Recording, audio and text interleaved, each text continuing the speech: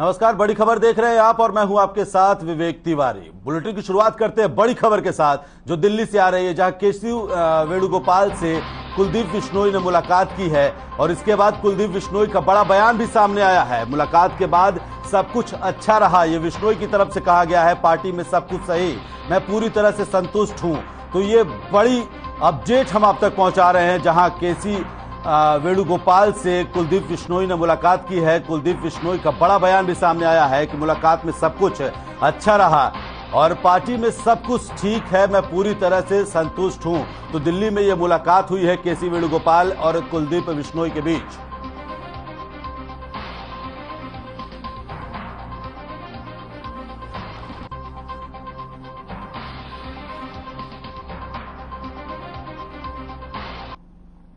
तो हरियाणा कांग्रेस में बदलाव की सुगबुगाहट तेज हो गई है। पिछले दिनों कुमारी शैलजा ने राजधानी दिल्ली में सोनिया गांधी के 10 जनपद आवास पर मुलाकात की थी।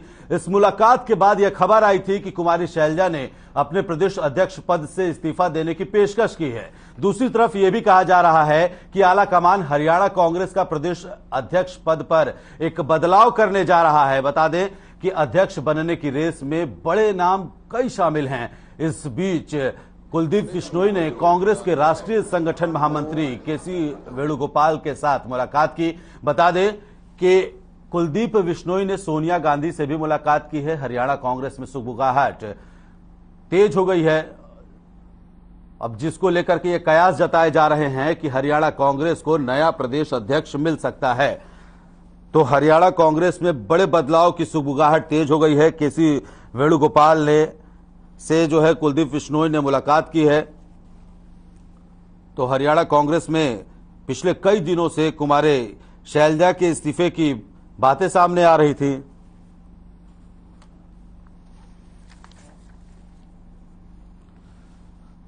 तो बड़ी खबर, बड़ी अपडेट जो ये है कि दिल्ली में केसी वेणुगोपाल से कुलदीप बिश्नोई ने मुलाकात की है। कयास ये जताए जा रहे हैं कि हरियाणा कांग्रेस को नया प्रदेश अध्यक्ष मिल सकता है। ये भी कयास पहले लगाए जा रहे थे कि कुमारी शैलजा ने पहले ही इस्तीफे की पेशकश कर दी, लेकिन तमाम सियासी बयान सामने आए। भूपेंद्र सिंह हुड्डा का भी बयान सामने आया, उन्होंने भी इस चीज को लेकर के कहा कि अभी तक इस्तीफे के बारे में कोई जानकारी नहीं है और ये सिर्फ एक अफवाह है।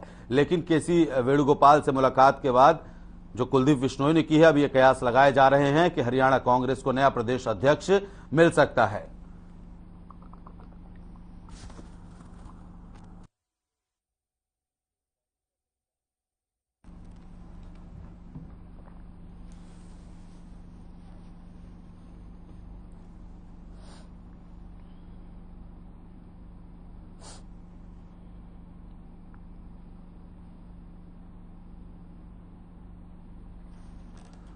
तो बड़ी अपडेट, बड़ी जानकारी हम आप तक पहुंचा रहे हैं। प्रदेश अध्यक्ष की रेस में कई बड़े नाम शामिल है। दिल्ली में केसी वेणुगोपाल से मुलाकात की है कुलदीप बिश्नोई ने।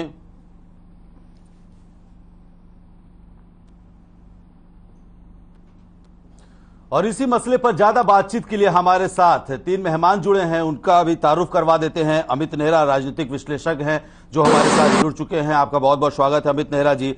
प्रोफेसर विधु रावल है, बीजेपी के प्रवक्ता हैं, आपका भी बहुत बहुत स्वागत है हर खबर पर। और विजय कौशिक, प्रवक्ता कांग्रेस के हैं, आपका भी बहुत बहुत स्वागत है। तो सबसे पहले सवाल मेरा विजय कौशिक जी आप ही से है।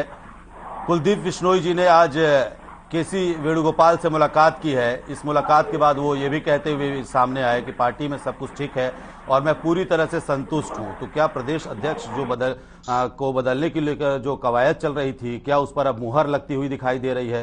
क्या हरियाणा कांग्रेस को नया प्रदेश अध्यक्ष मिलने वाला है?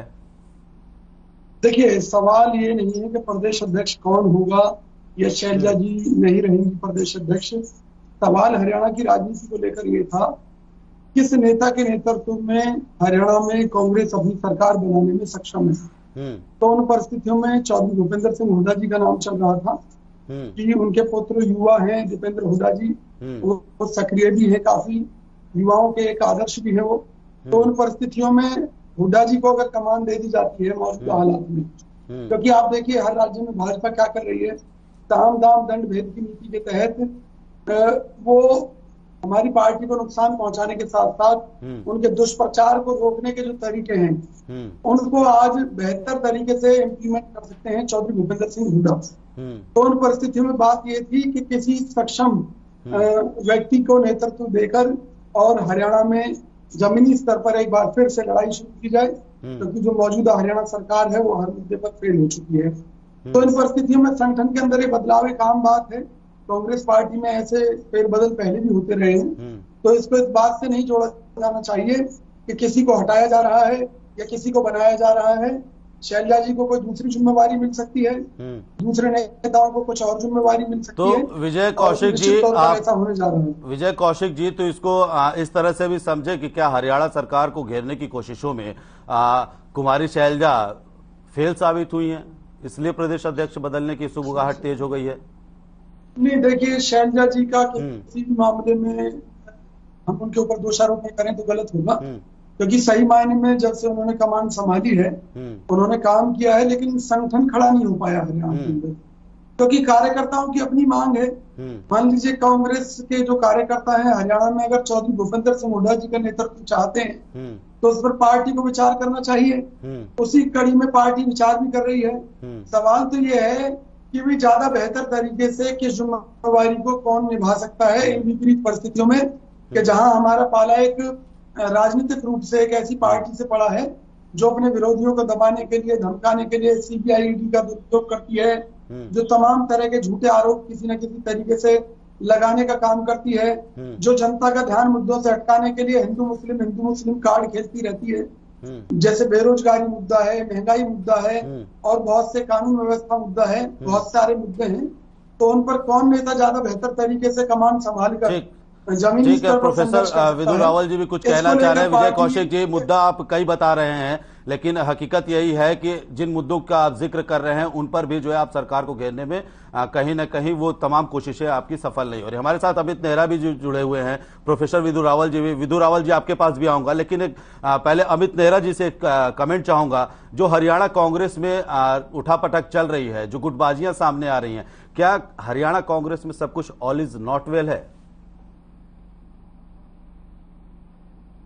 अमित जी, तो हर पार्टी में ऐसा होता है, किसी का उखड़ जाता है, किसी की दबी रहती है आग।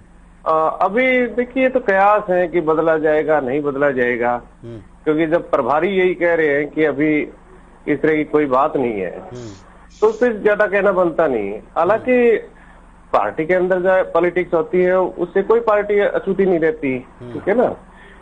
अब ये एक कयास है कि शैलजा को बदला जाएगा नहीं बदला जाएगा, तो इससे हम ज्यादा कमेंट तो नहीं कर सकते। लेकिन हाँ, ये है कि कांग्रेस की तो पुरानी रणनीति रही है शुरू से।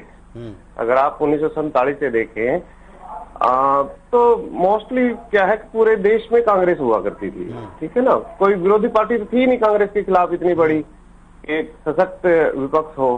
तो उसमें रणनीति ये रहती थी कांग्रेस की हमेशा कि किसी प्रदेश में मुख्यमंत्री एक खेमे का होता था और जो पीसीसी का अध्यक्ष होता था, किसी भी प्रदेश का अध्यक्ष होता था, वो दूसरे खेमे का होता था, यानी दोनों विरोधी होते थे। उससे क्या होता था, एक संतुलन बना रहता था।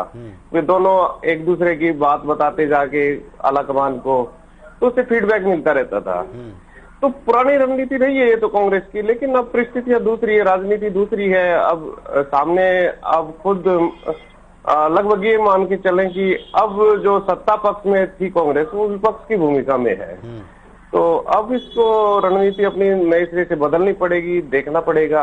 इससे ज्यादा तो हम क्या कह सकते हैं इसके बारे में। ठीक है नेहरा साहब, प्रोफेसर विदुर रावल जी भी जुड़े हुए हैं हमारे साथ में।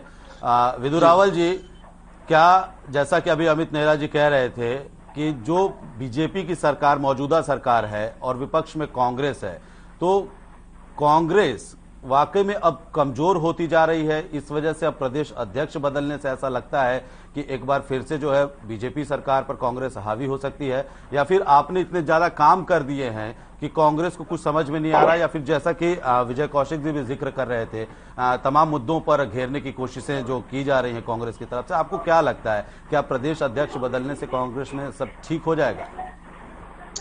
देखिए, अगर अध्यक्ष बदलने से कांग्रेस में ठीक होता और कांग्रेस वाले ऐसा इसको खुद मानने वाले होते वो खुद अपने आप इस बात को स्वीकार कर मानने वाले होते हैं कि प्रदेश अध्यक्ष बदलने से या कोई भी अध्यक्ष बदलने से इनकी कोई फॉर्च्यून्स में चेंज हो जाएगा, इनके नसीब जो है बदल जाएंगे, तो सबसे पहला काम तो ये करते कि माँ और बेटा से अपनी पार्टी को आजाद करवाते। 24 साल से माँ और बेटा जो है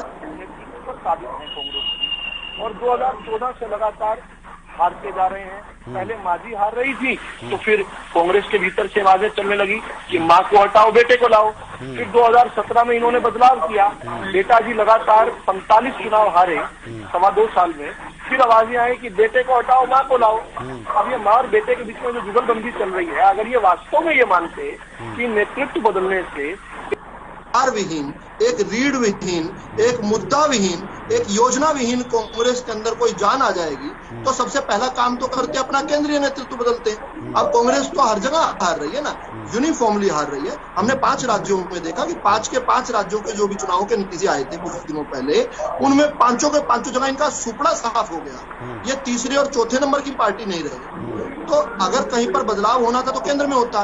लेकिन मैं इससे महत्वपूर्ण दूसरे विषय पर आपका ध्यान केंद्रित करना चाहता हूं कि कांग्रेस की जो नीति है, किस प्रकार से कुमारी शैलजा जी को प्रदेश अध्यक्ष कब बनाया था, जब हरियाणा के अंदर चुनाव होने वाले थे, 1 महीने के अंदर चुनाव थे। ठीक उस समय इनका ऐसा आकलन था कि शायद दलित वोटों का कुछ गणित जो है शैलजा जी के पक्ष में ले आएंगी। इन्होंने शैलजा जी को बना लिया और उसके बाद उनका संगठन नहीं बनने दिया और वहां पर फिर उनको अब बंतोगत्वा हटा रहे हैं। ठीक इसी प्रकार 111 दिन पहले, पंजाब के चुनाव के 111 दिन पहले इन्होंने चन्नी साहब को मुख्यमंत्री बनाया था। ये सोच के बनाया था कि दलित वोट इनको मिलेंगे। देखिए, दलित आज जो है, और दलित क्यों, हर समाज आज प्रबुद्ध हो चुका है। कांग्रेस की जो जातिवादी चालबाजियां हैं, इनको समझती है जनता। ये बार बार किस प्रकार दलितों का उपयोग करने की कोशिश करते हैं, और मैं मानता हूं कि आजादी के समय से करते आ रहे हैं। किस प्रकार से इनकी ये नीति रहती है कि दलित वोट बैंक में कुछ ना कुछ फायदा मिल जाए, और आज ये वही काम कर रहे हैं। आज ये अगर शैलजा जी को बनाना, अगर दलित सशक्तिकरण का कोई मॉडल था, तो शैलजा जी को हटाना दलित उत्पीड़न का होना चाहिए। इन्हीं के लॉजिक के हिसाब से अगर चन्नी साहब को बनाना, दलितों को रिप्रेजेंटेशन देना था, तो पंजाब की असेंबली में नेता प्रतिपक्ष दलित समाज के व्यक्ति को ना बनाना, तो क्या वो दलित उत्पीड़न नहीं है, या क्या दलित को उपभोग और उपयोग की वस्तु ना समझ रहा है। लेकिन इन सारी बातों का जनता तो स्वीकार जो है जवाब जरूर मांगती है। लेकिन असल बात क्या है कि जनता इनको अप्रासंगिक मानती है। जनता नहीं मानती कि कांग्रेस की सिर्फ उटव्वल में, इनके खींचतान में जनता की कोई रुचि नहीं रही। जनता कांग्रेस को भूल चुकी है। ये जबरदस्ती से ऐसी नौटंकी कर लाइमलाइट में आ जाते हैं। जनता का इससे कोई सरोकार नहीं है, कोई रुचि नहीं है। कांग्रेस तीसरे नंबर की पार्टी बने, चाहे चौथे नंबर की पार्टी बने, चाहे खत्म हो जाए, तो इसमें जनता की, हरियाणा की जनता की, भारत की जनता की, और least of all Bharatiya Janata party की कोई रुचि नहीं है। ठीक है बहुत। तो मैं विजय कौशिक जी आपके पास आना चाहूंगा। विजय कौशिक जी, जनता की कांग्रेस में कोई रुचि नहीं है ऐसा कह रहे हैं विधु रावल, और साथ में ये भी कह रहे हैं, जो आला कमान का जिक्र किया उसको भी लेकर के कई अटकलें उठते आए हैं, सवाल उठते आए हैं कांग्रेस पार्टी को लेकर के। खुद आपके फरीदाबाद एनआईटी से जो विधायक हैं नीरज शर्मा, उन्होंने भी आला कमान में परिवर्तन की बात कही है। इससे पहले भी राजस्थान से भी इस तरह की बातें निकल करके सामने आई। तमाम वो जो 22 नेता थे कांग्रेस के, जो बड़े दिग्गज नेता थे, उन्होंने भी इस चीज़ का जिक्र किया कि अब कांग्रेस के आला कमान जो सर्वे सर्वा के तौर पर सब कुछ कांग्रेस में देख रहे हैं, वहां पर परिवर्तन की आवश्यकता है। आपको क्या लगता है कि वाकई में आला कमान में परिवर्तन की आवश्यकता है, या फिर जिस तरह से विधु रावल जी कह रहे हैं कि वोट बैंक के लिए कांग्रेस प्रदेश अध्यक्ष बदलते जा रही है और उसमें भी जो है ये फेल हो रही है? जवाब दीजिए। देखिए, भाजपा की स्थिति ये है कि सावन के अंधे को हरा हरा नजर आ रहा है कि आज हिंदू मुस्लिम करके देश में इन्होंने, और केंद्र की सत्ता हासिया दी या हरियाणा की सत्ता पर काबिज हो गए, तो इनको लगता है कि भी सब कुछ इन्हीं के हिसाब से चलेगा देश में। जहां तक कांग्रेस की बात है, तो कांग्रेस ने हमेशा मुद्दों की राजनीति की है। देश की एकता अखंडता के लिए गांधी परिवार ने जो कुर्बानियां दी हैं, उन्हें देश कभी भुला नहीं सकता। और आज भी जिन विपरीत परिस्थितियों में राहुल गांधी जी संघर्ष कर रहे हैं, वो काबिले तारीफ है। देश भर के कांग्रेस कार्यकर्ता इस बात को स्वीकार करते हैं। सवाल कौशिक जी यही तो है कि जो जिन विपरीत परिस्थितियों में राहुल गांधी जी संघर्ष कर रहे हैं, तो अगर अभी क्या कांग्रेस में कोई ऐसा दूसरा चेहरा नहीं है जिसको कांग्रेस की बागडोर दी जा सके राष्ट्रीय मंच पर? देखिए, कांग्रेस में बहुत चेहरे हैं, लेकिन सभी की राय ये है कि राहुल गांधी जी ही इस जिम्मेवारी को संभालें। तो उसमें जब कार्यकर्ताओं की राय ये है, नेताओं की राय ये है, तो हमें क्या दिक्कत है भाई? आज राहुल गांधी जी दिक्कत आपको नहीं हो सकती है, दिक्कत आपको नहीं हो सकती है, आपके कार्यकर्ताओं को नहीं हो सकती है कौशिक जी, दिक्कत आपको नहीं हो सकती, आपके कार्यकर्ताओं को नहीं हो सकती है। लेकिन अगर आप पिछले 10 साल का इतिहास उठा करके देखें तो उसमें कांग्रेस कहीं ना कहीं सिमटती हुई नजर आ रही है। तो क्या आला कमान का ये रोल नहीं है कि कांग्रेस को फिर से वापस सत्ता में लेकर के आए, या फिर बीजेपी वाकई में इतनी ज्यादा हावी हो गई है? आप हिंदू मुस्लिम की बात कर रहे हैं, आप तमाम सियासी गणित की बात कर रहे हैं, लेकिन आपको नहीं लगता है ऐसा कि वाकई में परिवर्तन चाहिए कांग्रेस में, आला कमान में? क्यों? इसलिए मैं ये कह रहा हूं क्योंकि राहुल गांधी के वहां पर होने के बावजूद, उस पद पर सोनिया गांधी के होने के बावजूद, तमाम बड़े नेताओं के उनके करीबी नेताओं के होने के बावजूद भी स्थिति क्या है? कांग्रेस सिमटती जा रही है, जनाधार खोती जा रही है, वोट परसेंटेज कम होता जा रहा है आम चुनावों में। कैसे देखा जाए इसको? फिर देखिए, ऐसी परिस्थितियां कोई पहली बार नहीं आई है। इतिहास में पहले भी हमें इस तरह की 1-2 बार दिक्कतों का सामना करना पड़ा, लेकिन जब जनता के दिमाग से जुमलों के भूत उतरे, जब उनके सामने सच्चाई आई, तो जनता ने भाजपा को बार बार, चाहे इनका शाइनिंग इंडिया का नारा हो, चाहे कोई दूसरा नारा हो, इसी भाजपा को बिल्कुल मिटा दिया था इसी जनता ने। तो निश्चित तौर पर ये जो इन्होंने कहा था अच्छे दिन आएंगे, आज देश के बुरे दिन आ गए। इन्होंने कहा था कि भी देश के संसाधनों को बचाएंगे, उनको ये खोद खोद कर खा रहे हैं। मतलब कोई ऐसी चीज नहीं है, चाहे वो सरकारी कंपनियां हो, चाहे देश के दूसरे संसाधन हो, हर चीज पर गिद्ध दृष्टि भाजपा की लगी हुई है। हर चीज का ये निजीकरण करते जा रहे हैं। मुझे ये बताइए, इंदिरा गांधी जी के समय में बैंकों का सरकारीकरण किया गया था, क्या जरूरत थी? जरूरत थी तभी किया गया था। आज ये बैंकों के निजीकरण पर पूरा फोकस किए हुए हैं। आज ये LIC जैसी कंपनियों के शेयर निकालकर उसे भी बेचना चाहते हैं। 49% विदेशी पूंजी निवेश का विरोध करने वाली भाजपा सरकार। देखिए कौशिक जी, आपके जो तमाम मुद्दे हैं, कौशिक जी आपके जितने भी मुद्दे हैं, निजीकरण का मुद्दा हो, महंगाई का मुद्दा हो, कोई भी मुद्दा हो, अगर आप जनता के बीच में इन मुद्दों को भुना नहीं पा रहे हैं तो ये आपकी विफलता है। इस बात को आपको मानना पड़ेगा। विधु रावल जी बहुत देर से कुछ कहना चाह रहे। विधु रावल जी आपके पास आ रहा हूं, फिर अमित नेहरा जी आपके पास भी आऊंगा। विधु रावल जी जवाब दीजिए। पहली बात तो इस पूरी डिबेट में किसी ने हिंदू मुस्लिम की बात कही तो कांग्रेस के सम्मानित प्रवक्ता जी ने कही। इससे पहले कोई हिंदू मुस्लिम की बात नहीं कह रहा था। ये इनकी डेस्परेशन बताता है कि किस प्रकार से ये दूसरों को एक्यूज करते हैं, जबकि मुद्दा भटकाने के लिए इन्होंने सहारा लिया हिंदू मुस्लिम का। ये रिकॉर्ड की बात है। इसके अलावा इन्होंने कुछ थोड़ी हास्यास्पद बातें की। आज लगता है हंसी के मूड में आए हैं, हम हंसाने के लिए भी आए हैं। इन्होंने कहा कि देश की एकता और अखंडता के लिए नेहरू खानदान ने बलिदान दिए हैं। तो मैं बताना चाहता हूं कि जवाहरलाल नेहरू जी ने देश के प्रधानमंत्री बनने के लिए इस देश का विभाजन स्वीकार किया था। एकता और अखंडता तो छोड़ो, भारत के टुकड़े कर कर सत्ता प्राप्त की थी, जिसमें 10 करोड़ लोग विस्थापित हुए थे। 1.5 करोड़ लोग पाकिस्तान से, जो तब पाकिस्तान बना था, हिंदुस्तान आए थे। 10 लाख लोगों की हत्या हुई थी। 10,000 माताएं बहनों ने अपनी अस्मिता लुटाई थी। तो कम से कम वो याद ना करवाए, देश की एकता और अखंडता की बात ना ही करो तो अच्छा है। दूसरा ये क्या कह रहे थे कि जंगी आजादी में इन्होंने योगदान दिए। अब फिर सारा का सारा नेहरू और लेडी माउंटबेटन वाला चैप्टर खोलूंगा तो कांग्रेस वाले प्रवक्ता को तकलीफ होगी। लेकिन सब जो है, आपने जो चीजें छुपाई थी, जो पॉलिश करते थे, पेंट करते थे, वो पेंट उखड़ चुका है, देश की जनता जानती है। फिर इन्होंने जुमलेबाजी की बात की। दरअसल ये सारी बातें जो कर रहे थे, ये बातें आपका ध्यान भटकाने के लिए कर रहे थे कि आप इनके नेतृत्व पर सवाल ना उठाओ, आपका ध्यान भटक कर कहीं और चला जाए। लेकिन मैं इनकी बातों का जवाब दूंगा। देश के अंदर सबसे ज्यादा जुमलेबाज कोई अगर पार्टी रही है तो कांग्रेस पार्टी रही है। 1958 में पंडित जवाहरलाल नेहरू ने जब चीन का आक्रमण होना शुरू हो गया था, चीन जब हॉस्टाइल हो चुका था, दलाई लामा हिंदुस्तान आए थे, तब ध्यान भटकाने के लिए कहा था कि सारे देश का फोकस अब गरीबी हटाने पर होना चाहिए। 1971 में इंदिरा गांधी ने चुनाव लड़ने के लिए यह कहा था, चुनावी वादा किया था कि इंदिरा लाओ, गरीबी हटाओ। 1985 में राजीव गांधी जी ने कहा था अगर कोई एक काम राजीव गांधी करेंगे तो देश से गरीबी हटाएंगे। 2004 में सोनिया गांधी जी ने नारा दिया था, मैं बड़ी जल्दी खत्म कर रहा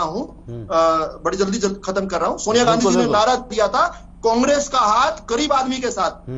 और उसके बाद भी आज तक गरीबी हटी है या बढ़ी है, इसका एक बार जवाब दे दें। सबसे बड़ी जुमलेबाजी जो की है, सबसे ज्यादा जो देश की जनता के साथ धोखा किया और इन्होंने किया है। और आज इन विषयों को उठाना, निजीकरण की बात करते हैं। सबसे पहला डिसइन्वेस्टमेंट मिनिस्ट्री, निजीकरण करने के लिए पूरी की पूरी मिनिस्ट्री किसने बनाई थी? मनमोहन सिंह जी ने 1991 में जब फाइनेंस मिनिस्टर होते थे। कांग्रेस की सरकार में बनी थी। क्या बातें करते हैं, किसको बेवकूफ बनाने विदु रावल जी, देखिए हमारा मुद्दा आज, विदु रावल जी, हमारा मुद्दा है कांग्रेस का प्रदेश अध्यक्ष क्यों बदला जा रहा है, इन्होंने वो मुद्दे उठाए ना। मैं उस पर आना चाहूंगा। क्या आपको ऐसा लगता है कि कांग्रेस का प्रदेश अध्यक्ष बदल देने से हरियाणा में कांग्रेस जो है मजबूत स्थिति में आ जाएगी? देखिए, एक बार जब कोई जनता के मन से उतर जाता है और कांग्रेस की हकीकत जो है जनता के सामने आ चुकी है, जिस प्रकार से जनता भारतीय जनता पार्टी को अपरंपार आशीर्वाद दे रही है, जनता के सामने कंट्रास्ट आ गया। कांग्रेस के समय किस प्रकार के बड़े बड़े घोटाले हुआ करते थे, किस प्रकार से लूट मची रहा करती थी, हर रोज अखबार के पहले पन्ने पर कोई घोटाला होता था, किस प्रकार भ्रष्टाचार से लिप्त थी, किस प्रकार से भाई भतीजावाद, परिवारवाद, क्षेत्रवाद से लिप्त थी कांग्रेस। आज भारतीय जनता पार्टी का सुशासन जनता ने देख लिया, ये स्वाद चख लिया, अब कांग्रेस के पक्ष जाएगी। कांग्रेस तो सिमटती जा रही है, पूरे देश में आप देखिए, कहीं पर भी देखिए, हर जगह सिमट रही है। एक भी एमएलए जहां विपक्ष में होते हैं वहां भी इनके एमएलए कम होते हैं।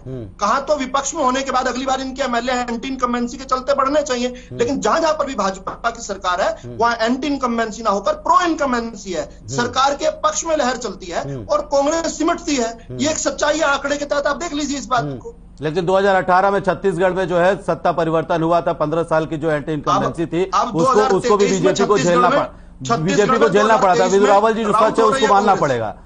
अमित नेहरा जी आपसे समझना चाहेंगे। एक बार आपने टिप्पणी करके गए हैं, आप एक बार आप हाँ बिल्कुल आप अपनी बात रखिए, आप बिल्कुल अपनी बात रखिए। तो एंटी इनकम्बेंसी की बात मैं कर रहा था। छत्तीसगढ़ में संगठन के नाते मैं काम करता रहा हूं। 2023 में कांग्रेस राउट होने वाली है। छत्तीसगढ़ एक अपवाद जिसको गिनवा रहा है ताकि कांग्रेस वाले गिनवा भी ना पाए, जनता छत्तीसगढ़ की राउट करने वाली है 23 में। ठीक है, बहुत बढ़ते अमित नेहरा जी आपके पास आते हैं। नेहरा जी, क्या ये सियासी नौटंकी है या फिर जो है मजबूरी है आगामी चुनाव को देखते हुए कांग्रेस का प्रदेश अध्यक्ष बदलना? कैसे देखा जाए इसको राजनीतिक दृष्टिकोण से?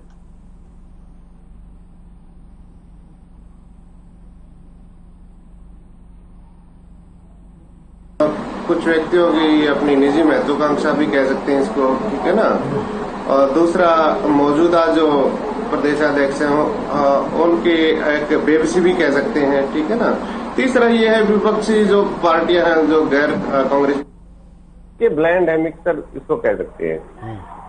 क्योंकि स्थिति तो उस दिन क्लियर होगी जिस दिन घोषणा हो जाएगी कि हाँ हम प्रदेशाध्यक्ष बदल रहे हैं या नहीं बदल रहे हैं। अभी तो कयास है, ठीक है उछालें, लेकिन उससे क्या है कि कुल मिला के ये है कि पहली बात तो ये है कि कांग्रेस को इससे डेंट ही पहुंच रहा है बजाय फायदा पहुंचने के। क्योंकि कांग्रेस जो आज इस तरह की चीजें खेल रही है, बेहतर ये होता है कि जो लोगों की भलाई के लिए जो मुद्दे हैं, ठीक है ना, जो सरकार की जन विरोधी नीतियां हैं, जन विरोधी फैसले हैं, उनकी खिलाफत करती, सड़कों पे उतरती, ठीक है ना, लोगों को साथ लेके जल्द से जुलूस करती, धरना प्रदर्शन करती, तो उससे एक बेटर मैसेज जाता। अब क्या है कि लाइट की प्रॉब्लम ले लीजिए, ठीक है ना, इंडस्ट्रियल एरिया में 12-12 घंटे कट लग रहे हैं। कांग्रेस को इसके कोई सरोकार ही नहीं है कि प्रदेश कहाँ है। ठीक एक निजी कंपनी से महंगी दर से बिजली खरीदी जा रही है। समय का बड़ा अभाव है, फाइनल कमेंट चाहूंगा। चीजें हैं तो अमित नेहरा जी, समय का बड़ा अभाव है, फाइनल कमेंट चाहूंगा। क्या प्रदेश अध्यक्ष बदलने से सब कुछ ठीक हो जाएगा? मेरे से पूछ रहे हैं? नेहरा जी आपसे ही सवाल है। नहीं, पहली बात तो ये है कि प्रदेशाध्यक्ष कौन होगा। दूसरी बात ये है कि उसकी कार्य प्रणाली ही बताएगी। हम कोई ज्योतिषी तो है नहीं अभी बैठ के बता दें कि यहाँ बदलने से ठीक हो जाएगा। भाई जो मजबूत इच्छा शक्ति होगा, मानसिक रूप से मजबूत होगा और ग्राउंड पे काम करेगा तो खींच ले जाएगा गाड़ी को। बिल्कुल। विदु रावल जी एक छोटा सा फाइनल कमेंट आपसे भी।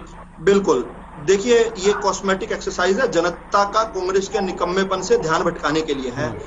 जनता भाजपा के पक्ष में है, भाजपा को पुरजोर समर्थन करती है और यह कहना कि सरकार की कोई जन विरोधी नीति है, इसको जनता ही नहीं मानती है।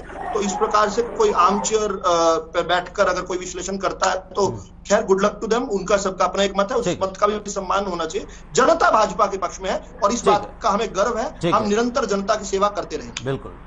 विजय कौशिक जी आपसे भी फाइनल कमेंट। जो मुलाकात हुई है दिल्ली में कुलदीप बिश्नोई और केसी वेणुगोपाल के बीच में, इसको आपको क्या लगता है कि प्रदेश अध्यक्ष बदल जाएगा तो कांग्रेस मजबूत हो जाएगी, हरियाणा सरकार को और ज्यादा बड़े पैमाने पर घेर सकती है, लगता है ऐसा? फाइनल, कम शब्दों में फाइनल कमेंट आपका। नहीं, ये मुलाकात एक आम बात है, पार्टी में संगठन में इस तरह की मुलाकात होती रहती है। जहां तक संघर्ष की बात है तो कांग्रेस पार्टी लगातार संघर्ष कर रही है, लगातार जिला मुख्यालयों पर महंगाई के खिलाफ, कुशासन के खिलाफ हरियाणा में संघर्ष चल रहा है। 1 मई को चौधरी भूपेंद्र सिंह हुड्डा जी के नेतृत्व में रैली रखी गई है, विपक्ष आपके समक्ष फरीदाबाद में है। हर जिले में कोई ना कोई कार्यक्रम कांग्रेस पार्टी का चलता रहता है, जिला मुख्यालयों पर प्रदर्शन चलता रहता है, माननीय राज्यपाल को ज्ञापन भी दिए जाते हैं और माननीय राष्ट्रपति महोदय को भी कई बार ज्ञापन भेजे गए हैं हरियाणा की समस्याओं को लेकर। हरियाणा विधानसभा में चौधरी भूपेंद्र सिंह हुड्डा जनता के हितों को लेकर समय समय पर सरकार को घेरने का काम करते हैं, उनके खिलाफ। ठीक है विजय कौशिक जी, समय का बहुत अभाव है, आप समय का बहुत अभाव है, समय का आपका बहुत अभाव है। तमाम कोशिशों के बावजूद भी कांग्रेस आज के परिवेश में संघर्ष ही कर रही है, यही सच है और यही इसी वजह से कांग्रेस का जनाधार भी शायद कहीं न कहीं और ज्यादा गिरता जा रहा। तमाम शुक्रिया आपका, बहुत बहुत शुक्रिया हमारे साथ जुड़ने के लिए प्रोफेसर विधु रावल जी, विजय कौशिक जी और अमित नेहरा जी, आपका बहुत बहुत शुक्रिया। फिलहाल बड़ी खबर में इतना ही, आप देखते रहिए हर खबर। नमस्कार।